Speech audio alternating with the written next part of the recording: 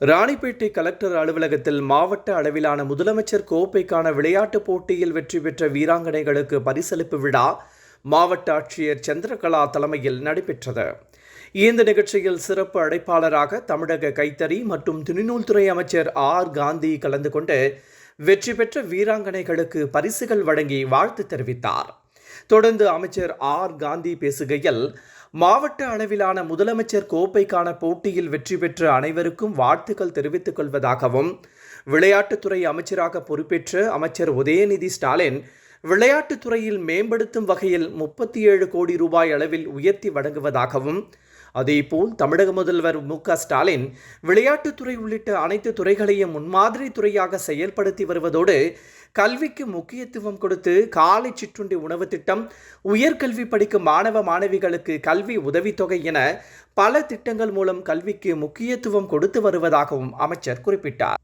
எனவே பெற்றோர்களுக்கு பெருமை சேர்க்கும் வகையில் மாணவர் பருவத்தில் நன்கு படிக்க வேண்டும். கல்வி மட்டுமே நம்மை உயர்த்தும். அதனை உணர்ந்து தாய் தந்தையை மறக்காமல் உதவி செய்ய வேண்டும் என மாணவ மாணவிகளுக்கு அமைச்சர் ஆர். காந்தி அறிவுரை வழங்கினார்.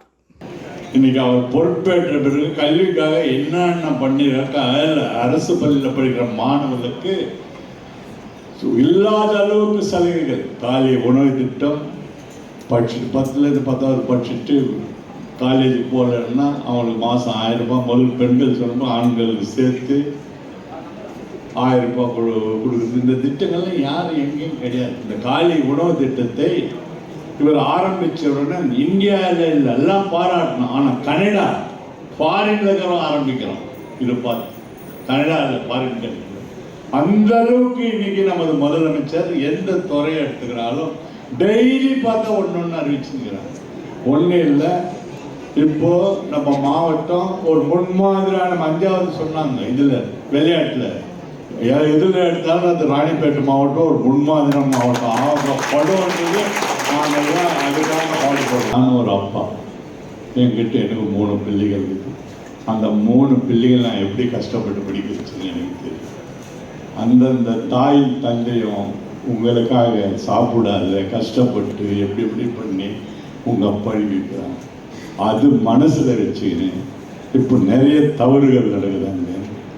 அதெல்லாம் யார் சொன்னாலும் அவங்களுக்கு நான் வெளிப்படையாக சொல்ல தேவையில்லை.